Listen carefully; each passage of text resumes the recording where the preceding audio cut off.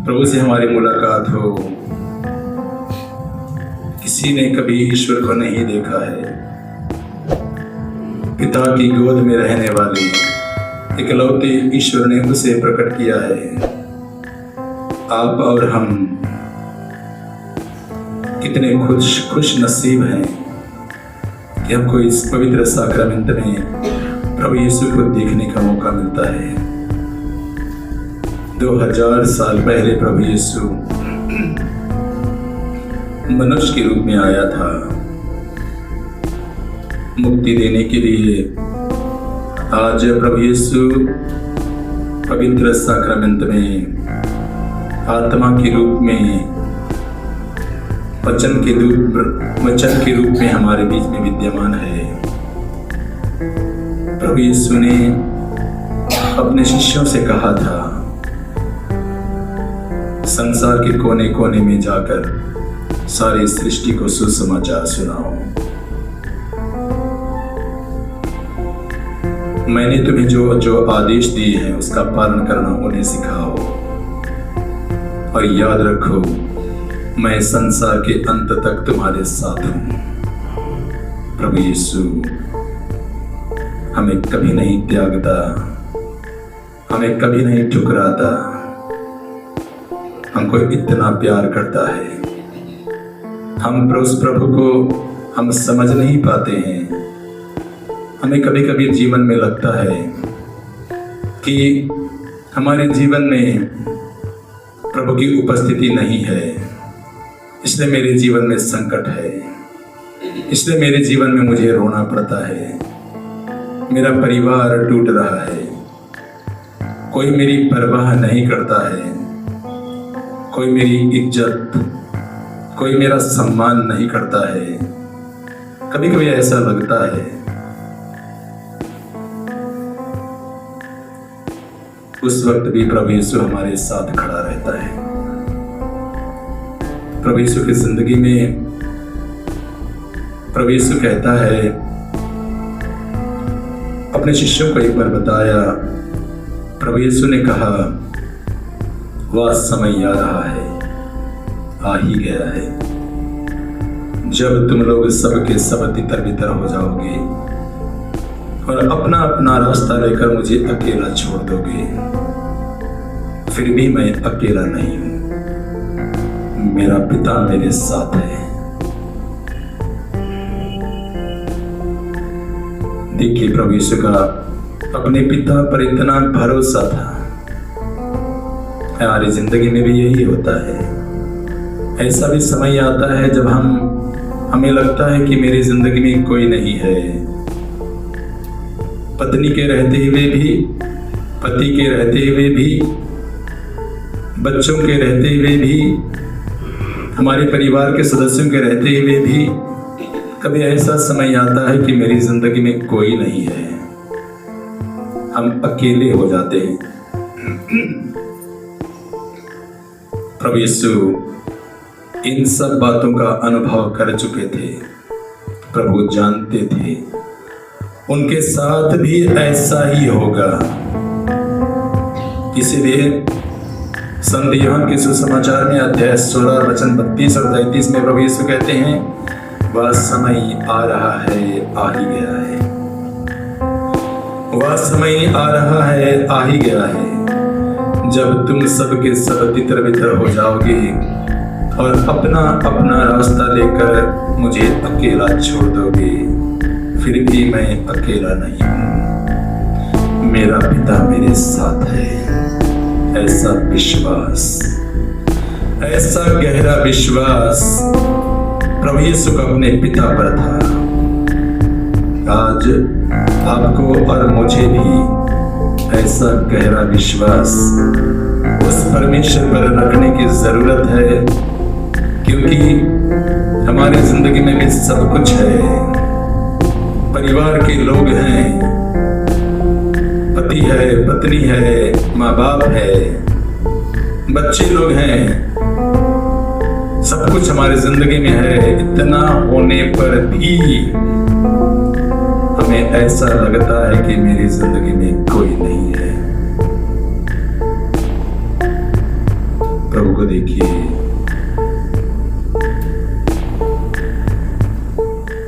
प्रभु आपको प्यार करता है।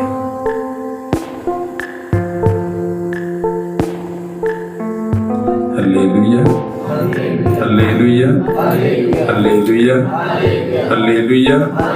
ईश्वर की स्तुति हो, ईश्वर को धन्यवाद। Hallelujah, hallelujah. खोलिए अय्यूब का ग्रंथ, तो स्तोत्र ग्रंथ के पहले है अय्यूब का ग्रंथ, पेज नंबर 778।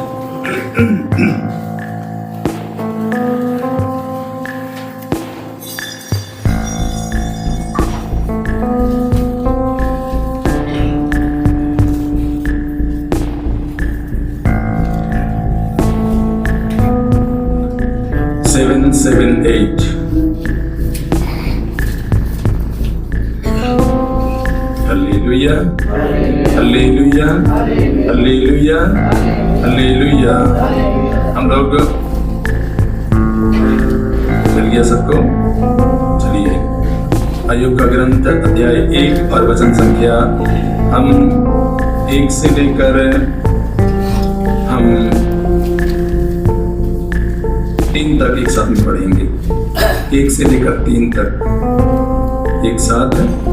उस देश में अय्यूब नामक मनुष्य रहता था। वह निर्दोष और निष्कपट था, ईश्वर पर श्रद्धा रखता और बुराई से दूर रहता था। उसके 7 पुत्र और 3 पुत्रियां थी। उसके पास 7,000 भेड़े, 3,000 ऊंट, 500 जोड़ी बैल, 500 गधियां और बहुत से नौकर चाकर थे। वह समस्त पूर्वी देशों के लोगों में सबसे बड़ा था। देखिए इधर में पहले अभी हम लोग उस व्यक्ति के बारे में सुन रहे हैं जिसके विषय में लिखा हुआ है अय्यूब पूर्वी देश के लोगों में सबसे बड़ा था, धनी था। उसके पास लिखा हुआ है वो इतना पवित्र व्यक्ति था, निष्कलंक व्यक्ति था। वचन में स्पष्ट रूप में लिखा हुआ है वह निर्दोष था, निष्कपट था, ईश्वर पर श्रद्धा रखता था, बुराई से दूर रहता था। कैसा व्यक्ति था? सभी लोग बोलिए। वह निर्दोष था, निष्कपट था, ईश्वर पर श्रद्धा रखता था और एक बार बोलिए, और एक बार कोई ईश्वर निर्दोष था,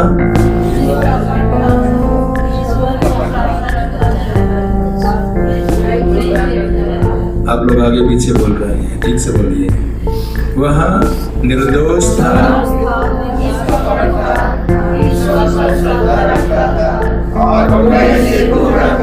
और एक बार बोलिए, वह निर्दोष था, निष्कपट था, ईश्वर पर श्रद्धा रखता था और बुराई से दूर रहता था।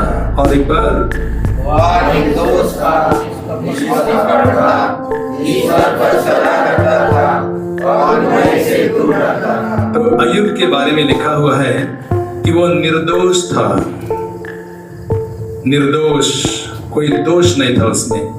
वचन बोलता है वो निर्दोष था, निष्कपट था, उसके अंदर में कोई किसी भी प्रकार का कपट नहीं था और किसी से बुरा नहीं सोचता था किसी के बारे में, और साजिश षड्यंत्र नहीं रचता था।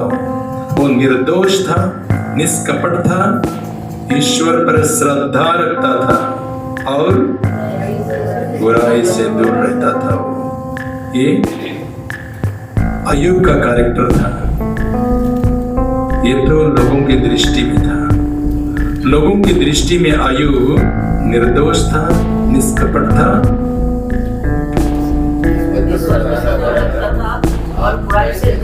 सभी लोग जानते थे उसको। पूर्वी देशों के लोग जानते थे। पूर्वी देशों के उस देश में एक अय्यूब नाम का व्यक्ति रहता था। सभी लोग जानते थे कि वो निर्दोष है, निष्कपट है, ईश्वर पर श्रद्धा रखता है, बुराई से दूर रहने वाला व्यक्ति है। उसके बाद ईश्वर ने उनको इतनी आशीष दी थी, इतनी कृपाएं दी थी उसके जीवन में। उसके हम लोग देखेंगे, आगे पढ़िए। उसके 7 पुत्र और 3 पुत्रियां थी। उसके पास 7,000 भेड़े, 3,000 ऊंट, 500 जोड़ी बैल, 500 गधियां और बहुत से नौकर चाकर थे। हमारे घर में कितने भेड़ बकरियां हैं? है? नहीं है? आपके घर में नहीं है? झूठ क्यों बोल रहे हैं आप लोग? है ना? है कि नहीं है? आप लोग शहर में रहते हैं इसलिए नहीं है बोल रहे हैं। आप कुत्ता पाल के रखे हैं ना? कुत्ता तो पाल के रखा है, नहीं पाला है? शहर में रहने वाले लोग कुत्ता पालते हैं, भेड़ बकरियां नहीं पालते हैं लोग। तभी उसी कुत्ता के पीछे भी लोग हमेशा 24 आवर्स चुप चुप चुप चुप मुड़ करते रहेगा, है ना? दुलार करते रहेगा, कभी गोदी में बैठाएगा, कभी बेड में लाएगा, कभी गाड़ी में घुमाएगा, कभी स्कूटी में ले जाएगा। एक ही है। अभी यहाँ पर देखिए आयुब का कितना था? उसके पास 7,000 भेड़े और 3,000 ऊंट, 500 जोड़ी बैल। अभी गांव में भी आप लोग जाएंगे, गांव में जाएंगे तो गांव में देखेंगे हम लोग किसी किसी के पास में गाय बैल भेड़ बकरियां रहता है। कितना रहता है हम लोग के पास में? 10-12 और उससे भी कम, अधिक से अधिक 15-20 भी हो सकता है। 15-20, 10-12 उससे भी कम हो सकता है। अभी उनके पास में जो भेड़ बकरियां है या जो कुछ भी है 10-12 सब 5-8 जितना भी है, उसको उन लोगों ने कहाँ रखा है? अपने घर के एक गुहाल घर बनते हैं ना, उसमें रखा है। अभी उस 15-16, 10-8 जितना भी है उसको देखने के लिए, संभालने के लिए एक आदमी को उसके पीछे पीछे जाना पड़ता है, बांधना पड़ता है, चारा लाना पड़ता है। सुबह के समय छोड़ देते हैं, फिर शाम को ले आते हैं।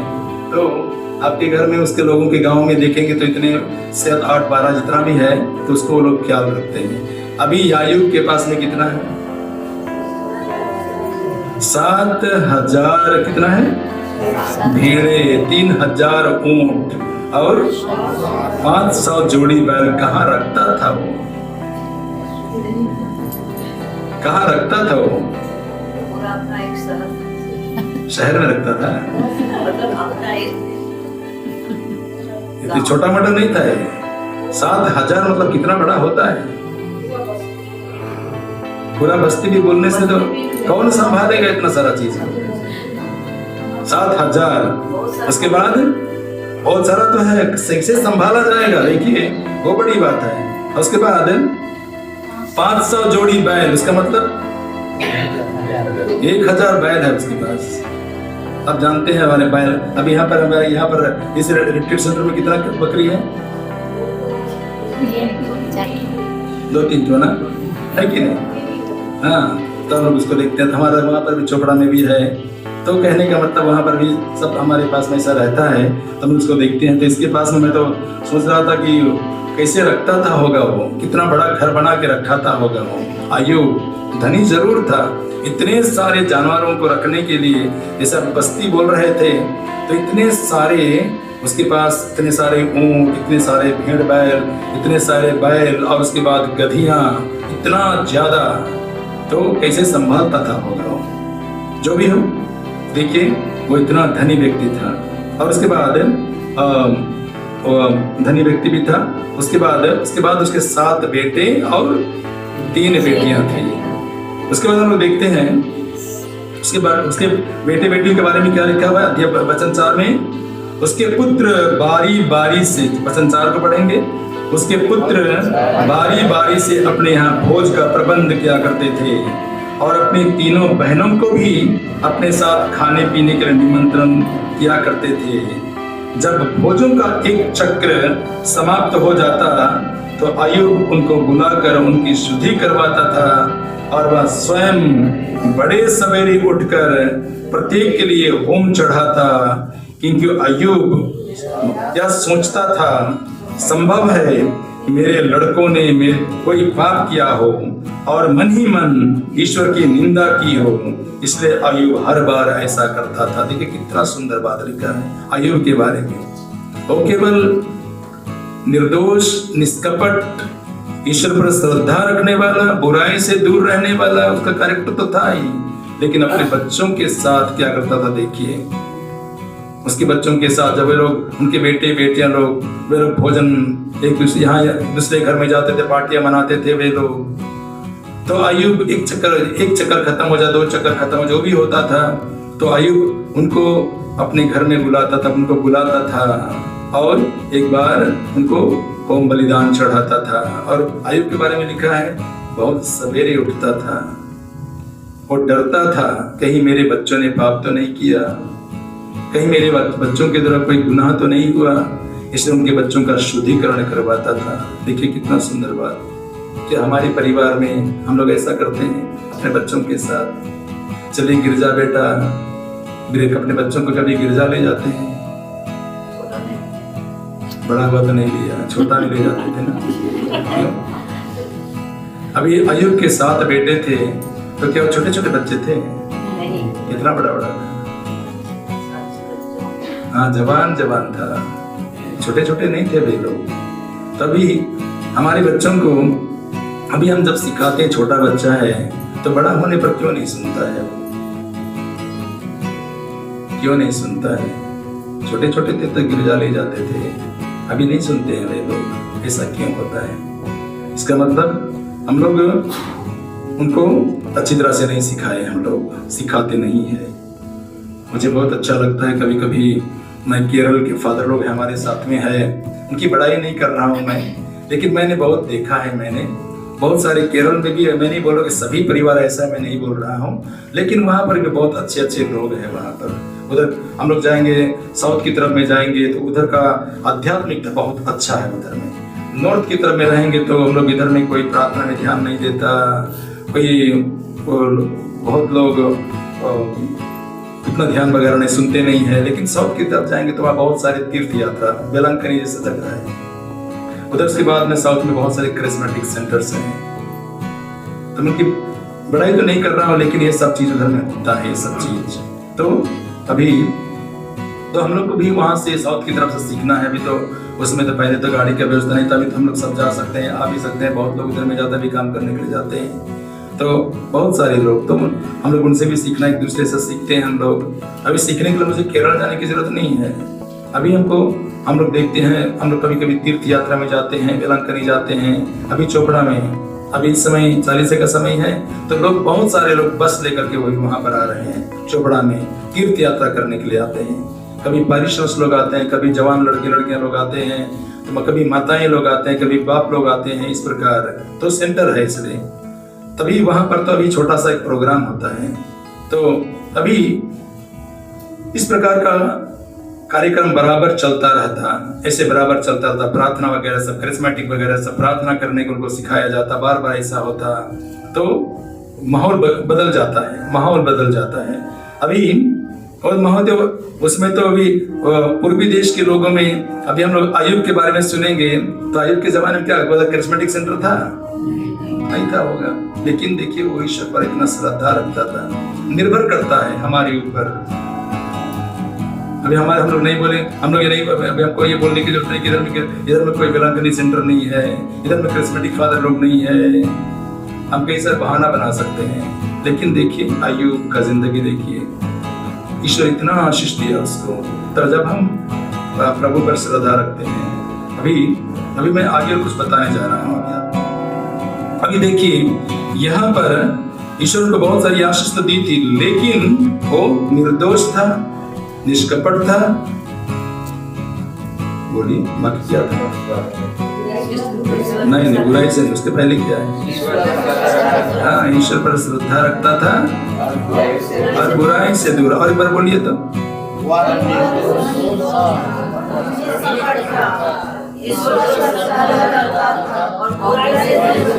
तो ये वचन जब लिखा हुआ है कि वो निर्दोष था, निष्कपट था, ईश्वर पर श्रद्धा रखता था, बुराई से दूर रहता था, तो हमको भी अपने जीवन में प्रयास करने की जरूरत है।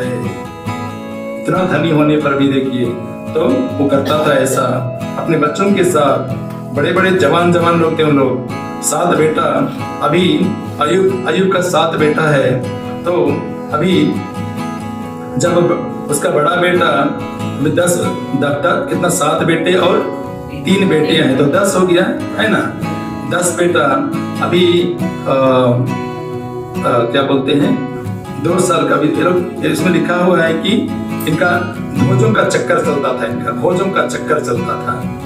तो इसका मतलब लोग बड़े बड़े थे, छोटा बच्चा तो नहीं था उसको गोदी में उठा के ले जाए। कितना बड़ा था होगा छोटा बेटा, कितना बड़ा था होगा अंदाज से बताइए तो। फिर भी कितना था होगा 15-20 है ना, कम से कम 15-20 साल का था होगा। जब छोटा बेटा 15 साल का था तो बड़ा बेटा कितना साल का होगा, कितना साल का होगा 25, 22, 28। क्या बोल रहे हैं आप लोग। छोटा बेटा 15 साल का 20 साल का होगा तो उसका बड़ा बेटा 22 साल का होगा। कहाँ खोपड़ी आप लोगों का।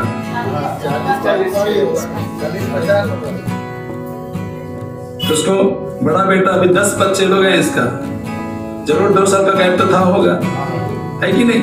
अभी 20 साल का है तो 40 साल का होगा उसका बड़ा बेटा, या 45 साल या 50 साल का था होगा। तो आप बोले 22 साल का। तो देखिए उनका इस प्रकार, तो उनके जवान बेटों को, इसका मतलब अय्यूब जब उसका बड़ा बेटा जब 45 साल का 50 साल का था तो अय्यूब का उम्र कितना होगा, वो भी तो जरूर 70-80 साल का था होगा, 70-80 साल का था होगा। इतने उम्र में भी देखिए वो ईश्वर पर निर्दोष था, निष्कपट था, ईश्वर पर श्रद्धा रखता, बुराई से दूर बच्चों को बुलाता था। इतने तो बच्चों को बुला करके उनका शुद्धिकरण करवाता था, होम बलिदान चढ़ाता था, ऐसा करता था वो। ये हमारे बाइबल में हम लोग को किस प्रकार एक पवित्र जीवन जीना है ये बताया जाता है। अभी हमें मत सोचिए कि वो तो अय्यूब का जमाने में तभी हमारे जीवन में नहीं हो सकता है, हो सकता है, अभी भी हो सकता है, हम लोग कर सकते हैं, करना नहीं चाहता हम लोग। Hallelujah, hallelujah, hallelujah. अभी आगे देखिए क्या हो रहा है। जब हम पवित्र जीवन बिताते हैं तो वचन 6 को पढ़िए, 6 को पढ़िए, हम लोग एक साथ पढ़ें। एक दिन ऐसा हुआ कि स्वर्गदूत प्रभु के सामने उपस्थित हुए और शैतान भी उनमें सम्मिलित हो गया। प्रभु ने शैतान से कहा, तुम कहां से आए हो? शैतान ने प्रभु को उत्तर दिया, मैंने पृथ्वी का पूरा चक्कर लगाया। इस पर प्रभु ने कहा, क्या तुमने मेरे सेवक अय्यूब पर ध्यान नहीं दिया? पृथ्वी भर में उसके समान कोई नहीं, वह निर्दोष और निष्कपट है, वह ईश्वर पर श्रद्धा रखता और बुराई से दूर रहता है। तो देखिए ईश्वर भी जानता है, समाज की दृष्टि में भी अय्यूब कैसा व्यक्ति है, निर्दोष, निष्कपट, प्रभु पर श्रद्धा रखने वाला, बुराई से दूर रहने, वो तो समाज की दृष्टि में। अभी ईश्वर की दृष्टि में वो कैसा है? बोलिए बोलिए बोलिए। निर्दोष है, निष्कपट है। समाज की दृष्टि में भी, ईश्वर की दृष्टि में भी वो इस प्रकार का व्यक्ति है। वो अभी यहाँ पर लिखा हुआ है कि जब एक बार स्वर्गदूत स्वर्ग में इकट्ठे हुए तो वचन में लिखा हुआ है शैतान भी उनके साथ घुल गया, उनके साथ में मिल गया और वो भी उनके साथ चला गया। ईश्वर ने पहचान लिया उसको और शैतान से पूछा, कहां से आ रहे हो? तो शैतान ने क्या बोला, मैंने पूरे पृथ्वी का चक्कर लगाया। जब शैतान ने पूरी पृथ्वी का चक्कर लगाया तो हम लोग बाइबल में देख रहे थे, प्रभु यीशु का प्रलोभन के समय में प्रभु यीशु को प्रभु शैतान ने कहाँ ले गया? एकदम ऊंचे पहाड़ पर ले गया। क्षण भर में उसने क्या दिखाया? संसार के पूरे वैभव को दिखाया, उनके चकाचौंध को दिखाया। ये बोला, ये सब मेरा है, यदि आप मेरी आराधना करेंगे तो मैं ये सब आपको दे दूंगा। तो शैतान प्रभु से बोल रहा है कि अब मैंने पूरा पृथ्वी का चक्कर लगाया। इसका मतलब क्या है? शैतान पूरा दुनिया को हर कोना कोना जानता है। चप्पा चप्पा जानता है शैतान, हर परिवार को जानता है शैतान। और पूरा पृथ्वी का चक्कर लगाया तो शैतान हर जगह जानता है वो। तो अभी प्रभु बोलता है, क्या तुमने मेरे सेवा को ध्यान दिया? ऐसा व्यक्ति है वो। आगे बढ़िए, क्या लिखता है उसके शैतान क्या बोलता है? वचन 9 में देखिए, शैतान ने प्रभु से कहा, क्या अय्यूब यूं ही ईश्वर पर श्रद्धा रखता?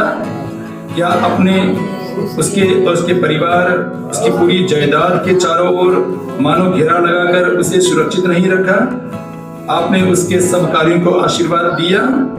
उसके झुंड देश भर में फैले हुए हैं। आप हाथ बढ़ाकर उसकी सारी संपत्ति छीन ले तो वह निश्चय ही आपके मुंह पर आपकी निंदा करेगा। प्रभु ने शैतान से कहा, अच्छा, उसका सब कुछ तुम्हारे हाथ में है, किंतु अय्यूब को टच नहीं करना। हमारी जिंदगी में जो भी होता है, शैतान को परमेश्वर से परमिशन लेना पड़ता है। हमारी जिंदगी में कुछ भी होता है, शैतान को भी परमिशन लेना पड़ता है आपके जीवन में तक कुछ करने के लिए। इसीलिए सब कुछ पिता की जानकारी में होता है, ईश्वर की जानकारी में होता है। इसलिए मत सोचिएगा कि मेरे जीवन में ऐसा क्यों हो रहा है, मेरे जीवन में ऐसी विपत्ति, ऐसी संकट क्यों आ गई, मेरे जीवन में ऐसी बीमारी तकलीफ क्यों आई, मेरा जीवन में कुछ भी नहीं हो रहा है। ऐसा उस परमेश्वर जानता है, सब कुछ उसके जानकारी में होता है। Hallelujah, hallelujah, hallelujah, hallelujah, hallelujah. अभी परमेश्वर ने को बताया तुम उसको टच नहीं करना उसको। उसके बाद शैतान, प्रभु ने उसको बता दिया शैतान को उसको टच नहीं करना। इसका मतलब क्या है?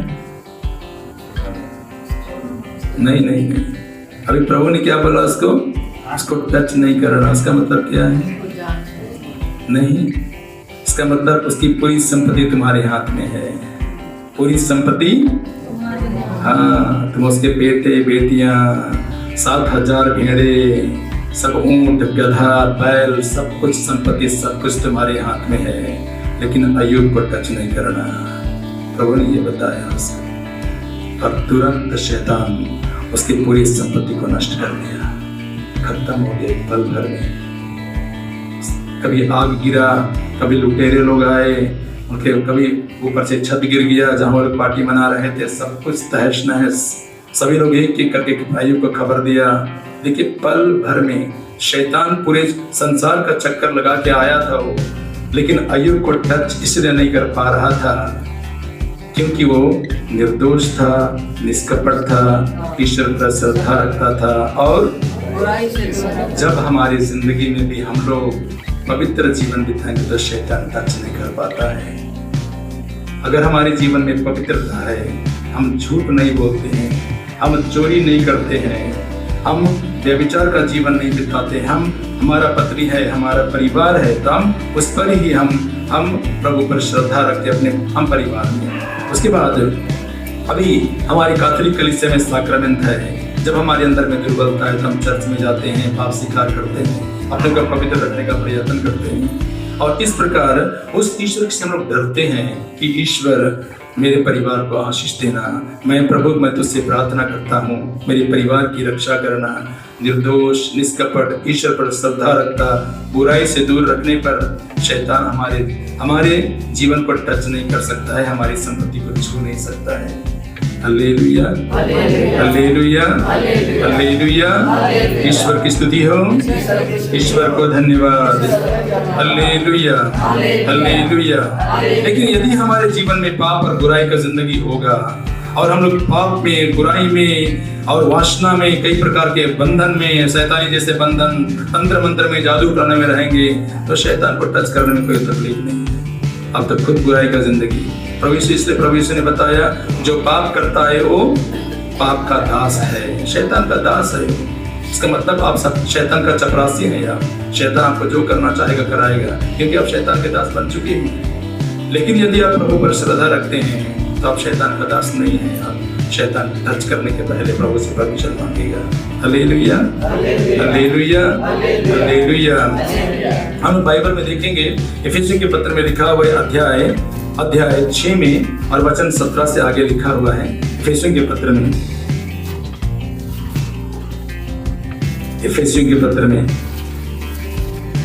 हालेलुया, हालेलुया, हालेलुया, सभी लोग बोलिए हालेलुया, हालेलुया, हालेलुया। अभी यहाँ पर पेज नंबर है 301, पेज नंबर है 301, 301।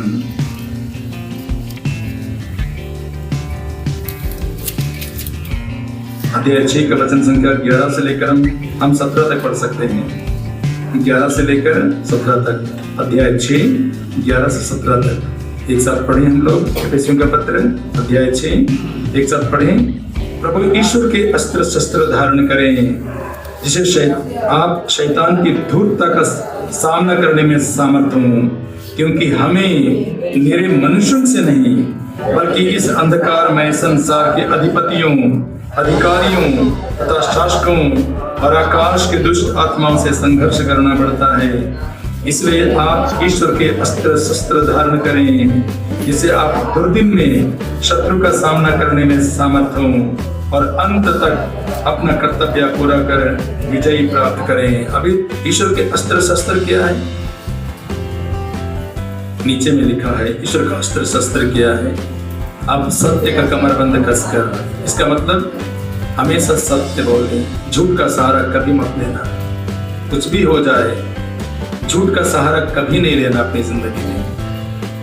हम जो जानते हैं कि कभी कभी झूठ बोलने से ऐसा कुछ परिवार में ऐसा कुछ हो जाता है तो हमको झूठ बोलना पड़ता है। झूठ का सहारा नहीं लेना, सत्य का कमरबंद कसकर धार्मिकता का कवच धारण कर। धार्मिकता का कवच धारण कर मतलब पवित्रता का जीवन, पवित्रता का जीवन।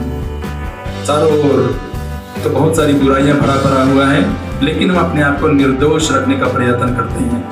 तो हम उन सारी बुराइयों को छोड़ के धार्मिकता का कवच धारण कर और शांति सुसमाचार के उत्साह के जूते पहनकर खड़े हमेशा तैयार रहिए कि हम कहीं पर प्रार्थना सभा में जाएं, कभी हम प्रार्थना में रहें, मौका मिलेगा तो हम सुसमाचार लोगों को सुनाएं।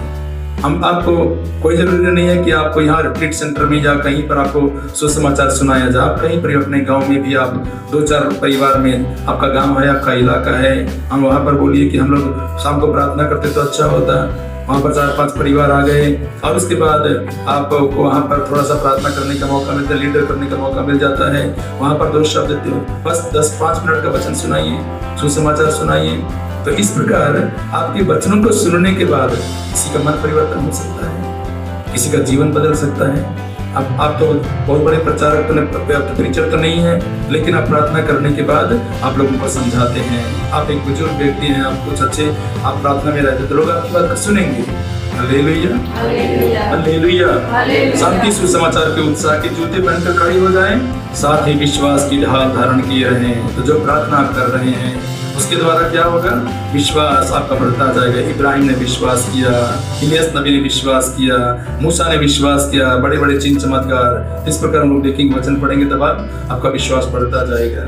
उसके बाद आगे देखिए, उससे आप दुष्ट के सब अग्निमय बाण बुझा सकेंगे। पवित्र जीवन के द्वारा सत्य बोलेंगे, पवित्रता का जीवन, इसके द्वारा क्या करेंगे? दुष्ट के सब अग्निमय बाण वापस लौट जाएगा, आपको प्रहार नहीं कर पाएगा। सत्य बोलेंगे लेकिन झूठ का सहारा लेंगे तो आपके ऊपर में प्रहार होगा। इसीलिए ये हमारा अस्त्र शस्त्र है। शैतान को हम इसी में ही, पवित्रता के जीवन के द्वारा शैतान को हम पछाड़ सकते हैं। इसके अतिरिक्त मुक्ति का टोप पहन लें और आत्मा की तलवार अर्थात ईश्वर का वचन।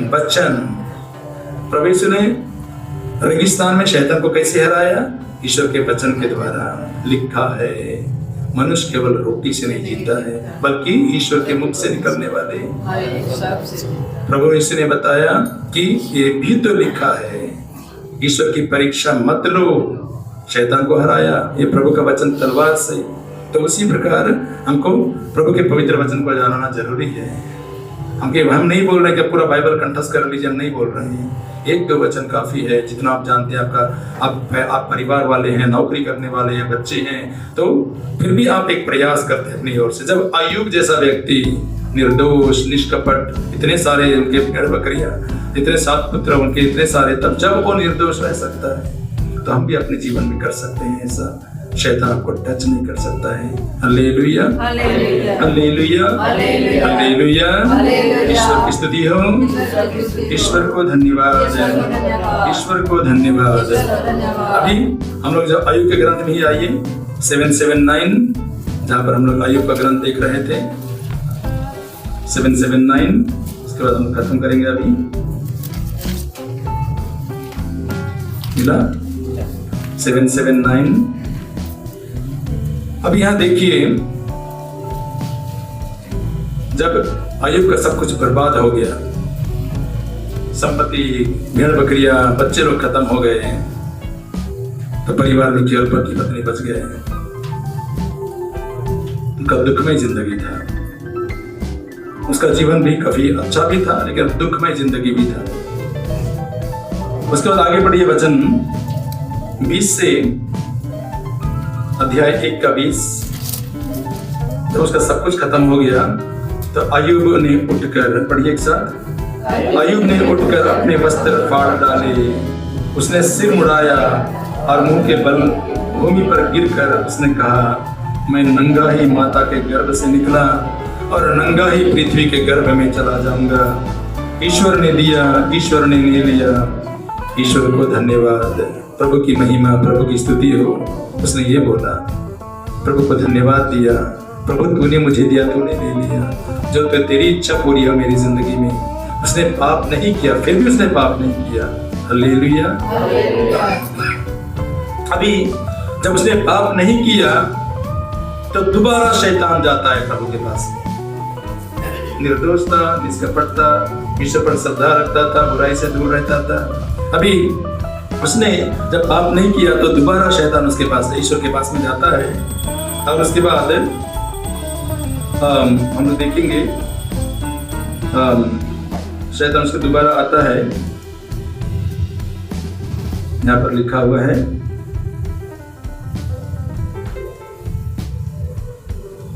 वचन 4 को पढ़ेंगे, 2 का 4। हम लोग वहां से भी पढ़ सकते हैं, 3 से भी पढ़ सकते हैं।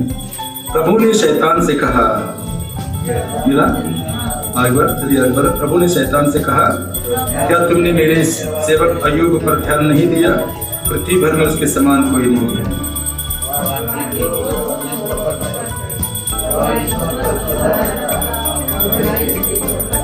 तुमने अकारण ही उसकी तबाही करने के लिए मुझे उकसाया है, फिर भी वह पहले की तरह निर्दोष है।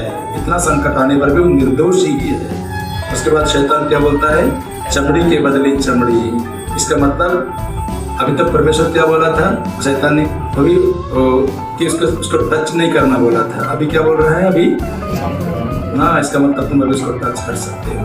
उसके जीवन में इतना दुख, घाव भर गया उसके शरीर में, उसके पूरे शरीर में बीमारी आ गई। जब उसके शरीर में पूरी बीमारी आ गई, तभी देखिए उसका जीवन बहुत बहुत दर्दनाक हो गया। वचन 7 को पढ़िए।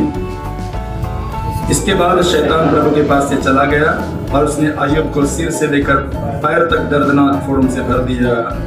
अय्यूब राख के ढेर पर बैठकर एक टीकरे से फोड़े साफ करने लगा। उसकी पत्नी ने उससे कहा, क्या तुम अब तक अपने को निर्दोष मानते हो? ईश्वर की निंदा करो और मर जाओ। तो हमारी जिंदगी में भी कभी कभी ऐसा होता है, हमारे परिवार में हम लोग रहते हैं तो ऐसा लगता है कि मेरा कोई नहीं है, पत्नी है, पति है, बच्चे हैं, सब कुछ है, लेकिन ऐसा भी समय आएगा, उस समय आपको लगेगा मेरा कोई नहीं है, आप अकेले हो जाएंगे। तो उस वक्त हमारे लिए परीक्षा की घड़ी होती है। Hallelujah, hallelujah, hallelujah. सभी लोग खड़े हो जाएंगे हम लोग इस वक्त एक क्षण के लिए इस पवित्र रोटी की तरफ। सब कुछ उसकी जानकारी में होता है। आपके जीवन में